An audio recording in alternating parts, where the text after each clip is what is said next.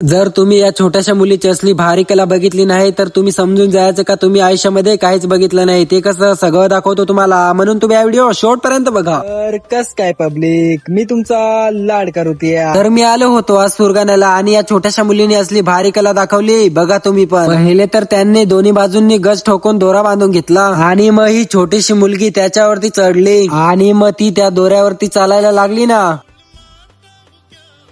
हेच नाही तर तिने डोक्यावरती लहान लहान पितळाचे भांडे पण ठेवले आणि ही छोटीशी चिमुकली त्या दोऱ्यावरती चालायला लागली ना.